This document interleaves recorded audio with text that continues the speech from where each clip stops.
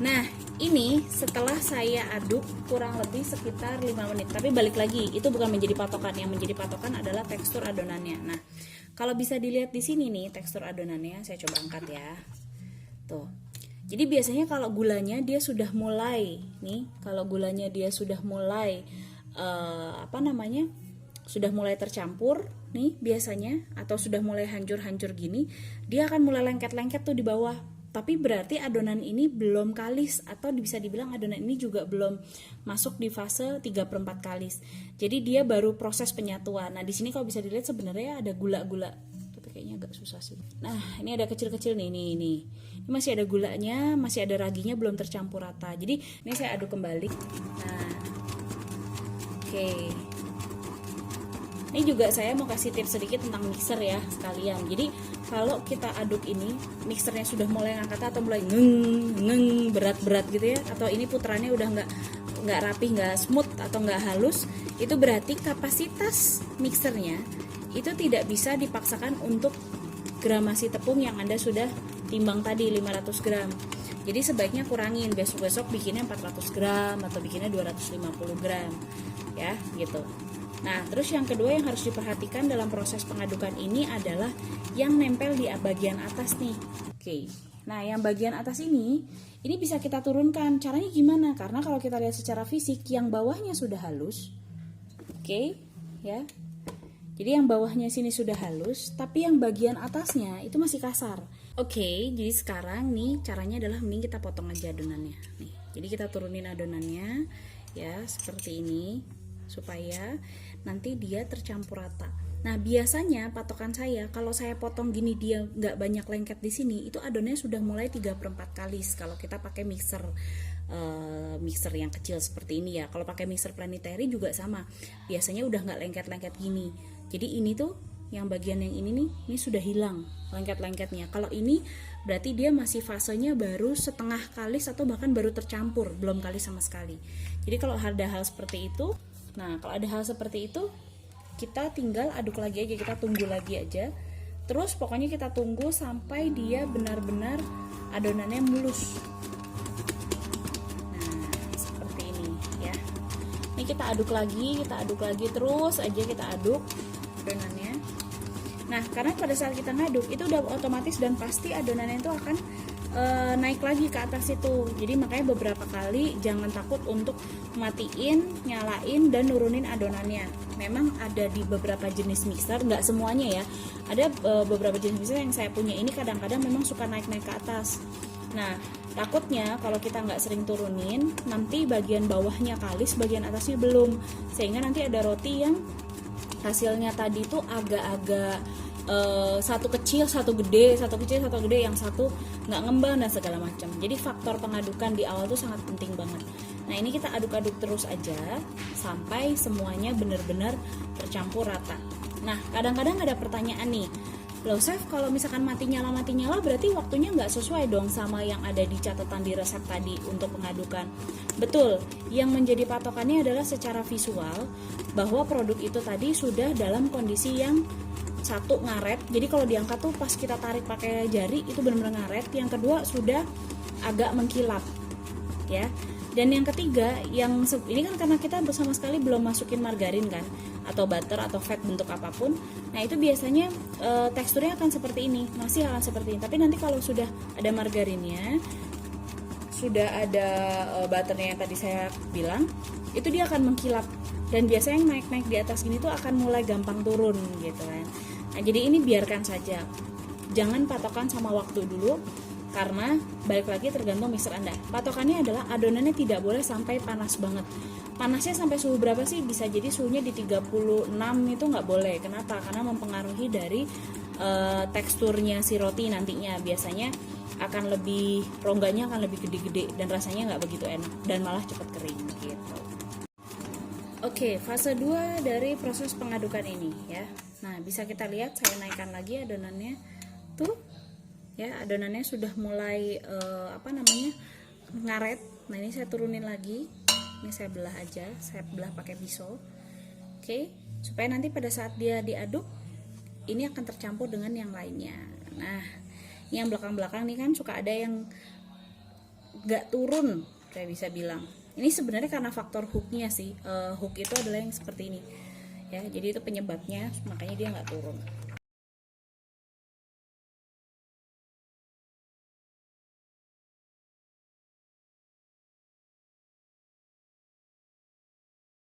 Nah, kalau adonannya sudah halus seperti ini nih sudah halus tuh, sudah mulai agak ngaret-ngaret, gula juga nggak ada, udah mulai kelihatan agak mengkilap-mengkilap di salah satu sisi sini ya. Walaupun di bagian atasnya masih agak kasar seperti ini, nggak apa-apa. Ini kita waktunya masukin butter. Nah, kalau sudah halus tadi seperti yang saya cerita, dan kalau ditarik nih tuh ya, kalau adonannya bisa dilihat kalau ditarik dia udah mulai ngikut atau lengket gini, baru kita masukin butter atau margarinnya semuanya. Oke, kita masukin semuanya, kemudian lakukan proses ini dengan speed rendah ya, speed rendah dulu supaya dia nggak terbang-terbangan. Oh ya, kalau kita bikinnya ini pakai tangan, ngaduknya pakai tangan, masuk butternya ini bertahap, masuknya akan bertahap.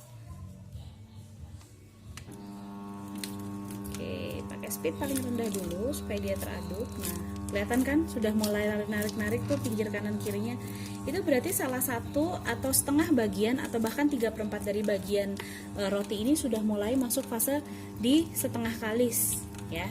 Jadi dia udah mulai saling keterikatan tuh, narik. Nah, itu patokannya. Tapi pada saat kita aduk seperti ini nggak ada yang narik-narik seperti tadi, berarti waktu ngaduknya kurang panjang. Terus kalau ada kasus kayak gitu gimana? Solusinya adalah aduk terus aja nggak apa-apa sampai dia benar-benar semua tercampur rata. Nah, di fase yang seperti ini kita biarkan saja sampai yang di bagian pinggir-pinggir ini nantinya secara otomatis akan tertarik oleh adonan. Jadi nggak perlu matikan terus dinyalain lagi baru di scraper satu-satu, nggak perlu, biarin aja, biar dia natural, nanti adonannya itu dia akan turun sendiri. Nah, kalau bisa dilihat nih di bagian bawah, yang bagian bawah situ tuh itu kan mulai agak gelembung-gelembung tuh apa, jadi adonannya udah mulai turun. Nah, itu fasenya. Oke, seperti ini ya. Jadi teknik ini bisa digunakan untuk produk yang namanya produk roti manis ataupun roti tawar ataupun variasi roti manis. Jadi cinnamon roll sendiri sebenarnya adalah variasi dari roti manis. Oke, kalau bisa dilihat tuh bagian samping pinggirnya, nah masih ada kan? Ini dibiarkan aja. Nah, kalau semuanya, dalam arti kalau sudah 3/4-nya tercampur rata semuanya, yang butter fatnya ini nih ya, udah tercampur rata semuanya, baru kita boleh naikkan speednya. Nah, ini saya berhentikan sebentar ya supaya tahu di bawahnya tuh kayak apa sih. Oke, bentar. Nah, liatin kan nih, yang ini nih adonannya mulai turun. Sedangkan kalau kita tadi ngaduk yang pertama, adonannya itu dia malah cenderung nempel di atas tuh. Ini nggak begitu nempel, dia malah cenderung ada di bawah. Butternya mulai tercampur rata. Oke. Nah, ini saya aduk kembali. Terus chef, kadang-kadang ada juga kasus kalau kita bikin metode ini pakai tangan. Jadi kalau kita bikin metode ini pakai tangan, balik lagi gula, garam tadi yang udah dimasukkan, dicampur, dan adonan itu diaduk terus sampai benar-benar sudah tidak lengket di tangan. Kalau adonan itu masih tetap lengket di tangan, berarti kita belum boleh masukin yang namanya margarin, butter ataupun shortening ataupun mentega putih ya. Jadi itu belum boleh dimasukin. Terus patokannya gimana? Pasti akan beda dong dengan menggunakan mesin. Betul, pasti akan beda dengan menggunakan mesin. Sehingga sangat disarankan kalau setelah diaduk tadi adonannya, kemudian diuleni atau dibanting di atas permukaan yang cukup datar dan cukup kuat. Jadi supaya nggak hancur kan. Dibanting, kalau Anda lelah, itu boleh istirahat selama 5 menit. Ya, jadi adonannya dibulatkan, diamkan selama 5 menit, baru Anda nanti istirahat. Gitu.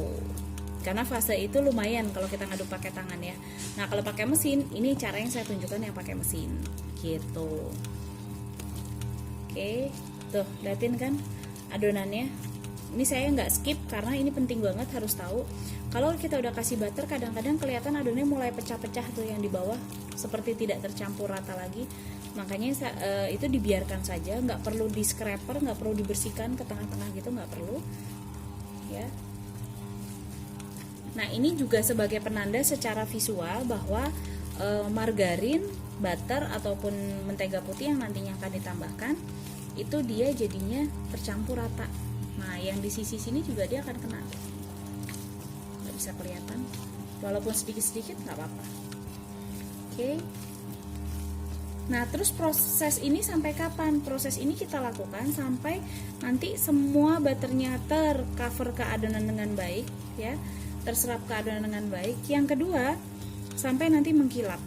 Nah, di fase ini itu yang saya bilang, kenapa ragi sebaiknya tidak diletakkan di dalam air, ya, air hangat. Ini sih untuk saya pribadi ya, itu supaya adonannya nggak asem. Karena saya nggak suka makan roti yang adonannya asem. Jadi saya suka makan roti yang ada asemnya tapi nggak strong banget gitu kan. Kalau ngomong ngembang nggak ngembang, pasti ngembang selama ragi Anda dengan kualitas yang baik gitu. Oke. Ini kalau bisa dilihat tuh bagian sisi sini sudah mulai bersih. Sisi yang sebelah sini juga. Oke. Kalau sudah hampir, ya, kalau sudah hampir semuanya ini bersih, masih cuma sisa tinggal seperempatnya aja, ini boleh speednya kita naikkan. Nah, oke, speednya kita naikkan supaya bagian-bagian yang samping ini nih, nah itu dia kena juga. Oke,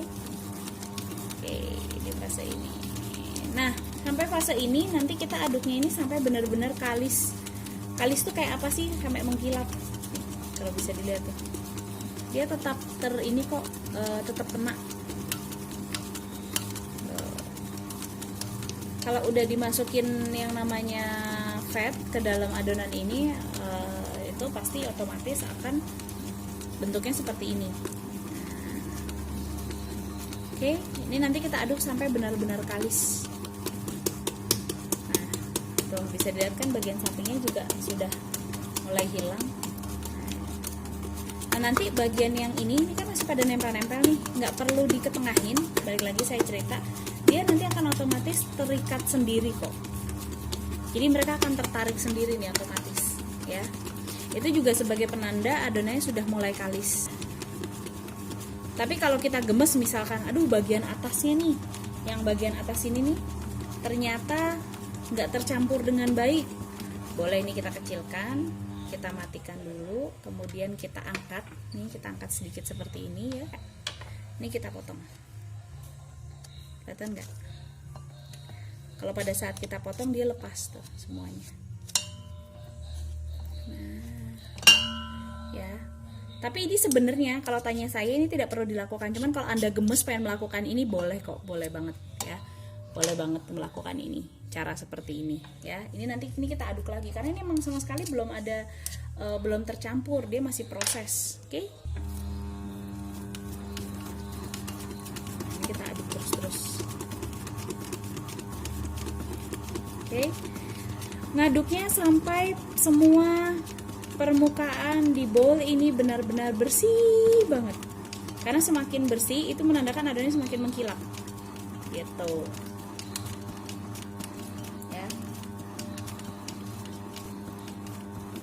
Nah, akan terjadi juga fase seperti itu tuh. Dia akan narik-narik satu sama lain. Dan ini bukan kebanyakan air ya. Ini bukan kebanyakan air, bukan adonannya gagal. Sabar aja, kalau dia pakai mesin, setelah margarin masuk pasti akan ada fase ini. Gitu. Apalagi margarin yang kita gunakan tadi cukup banyak kalau bisa kita bilang. Kurang lebih kalau 1 kilo itu saya pakai sekitar 150 graman margarin atau butter. Dan dia narik-narik seperti itu. Oke. Jadi jangan takut kelembekan. Nah, kalau ngaduk pakai tangan ada fase seperti ini juga. Jadi fasenya itu lengket-lengket seperti itu. Dan itu juga bukan berarti kelembekan. Selama Anda nimbangnya tepat, itu nggak kelembekan. Ya, saya ulangi lagi, kalau ngaduk pakai tangan, ya di fase seperti ini suka ada lengket-lengket gitu. Itu diaduk terus aja. Nah, itu berarti menandakan bahwa glutennya atau protein di dalam terigunya itu lagi menyerap air. Ya, menyerap airnya bertahap, makanya lengket-lengket gitu. Nah, terus gimana dong chef caranya supaya nggak lengket-lengket? Diaduk terus aja, diaduk terus. Nanti kalau sudah diaduk terus, dia nggak akan lengket di tangan. Atau bolehlah kita tambahin margarin sedikit. Tapi margarin sedikit itu margarin yang udah ditimbang di dalam resepnya, bukan kita nimbang margarin baru ya. Jadi jangan sampai salah persepsi. Gitu di proses cinnamon roll ini, ya. Nah ini kita ngaduknya seperti ini. Nah, kalau kita ngaduknya pakai mixernya adalah mixer tangan gimana, Chef? Bisa pakai mixer tangan, fasenya pun sama, hanya saja mixer tangan tuh mampu cuma di 150 sampai 250 gram. Lebih dari itu cenderung mixernya gampang cepat panas dan cepat rusak ya.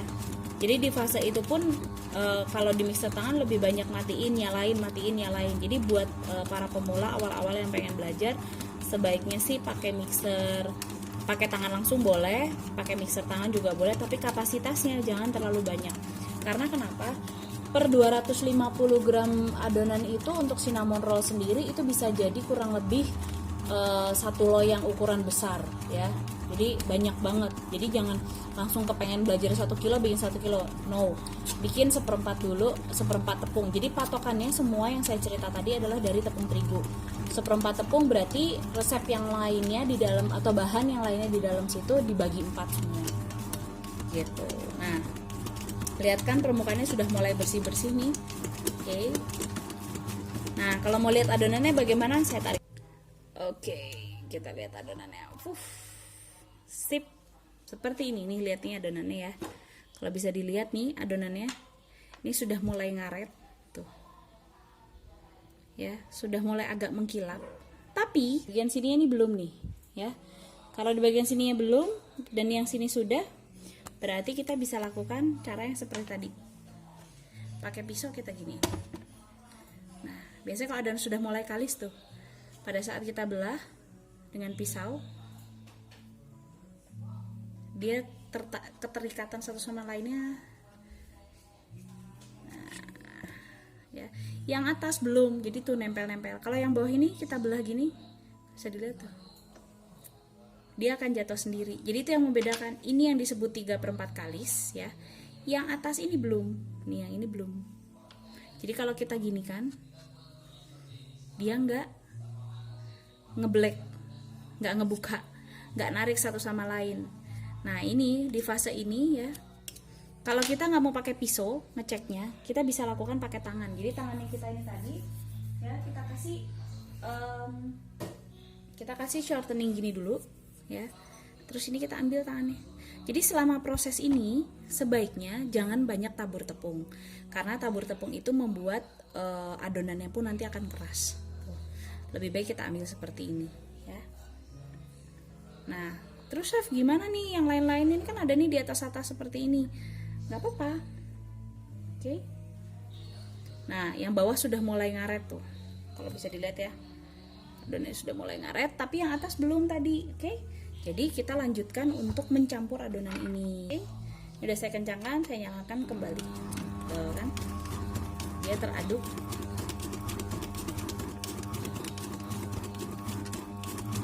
Nah, yang tadi adonan bagian atasnya belum kalis, itu dia biasanya nempel-nempel di bawah tuh. Ini di samping-samping sini nih. Dah, biarin aja.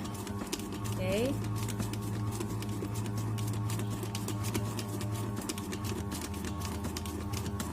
Oke, ini saya bikin bener-bener minim editing karena biar tahu juga teksturnya seperti apa. Nanti kalau ada pertanyaan boleh silakan ditanyakan. Kira-kira mana yang masih bingung ya. Jadi saya kasih lihat nih samping-sampingnya juga masih nempel-nempel, nggak apa-apa. Nah, ini diaduk terus sampai seperti ini. Dan adonan tadi saya pegang kondisinya dia belum panas, dia masih kondisi suhu ruang biasa, malah masih agak dingin. Ya, jadi masih aman-aman aja. Yang harus diperhatikan adalah suhu adonannya. Oke. Nah, bagian atasnya biasanya dia nanti akan turun ke bawah kalau tingkat kekalisannya adonan ini sudah mulai mencapai hampir 100%. Jadi udah kalis banget. Biasanya bagian atas tuh nanti akan tertarik sama adonan yang bawah.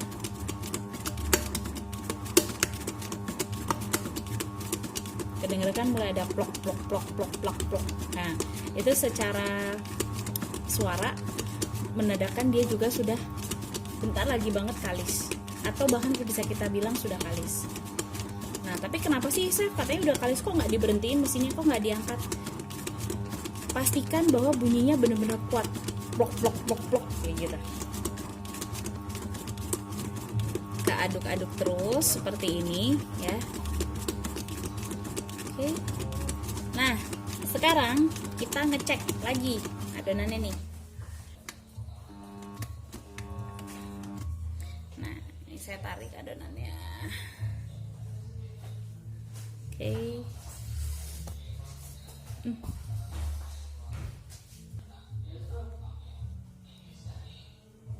Tuh, adonannya sudah mulai transparan seperti ini. Ini berarti sudah kalis ya. Oke, ini sekarang sudah kelihatan adonannya sudah mulai kalis ya. Ketahuan secara fisiknya dia udah mengkilap-mengkilap. Ada yang mengkilap-mengkilap gini. Tuh. Oke, sekarang kita pindahkan ke meja biar lebih jelas.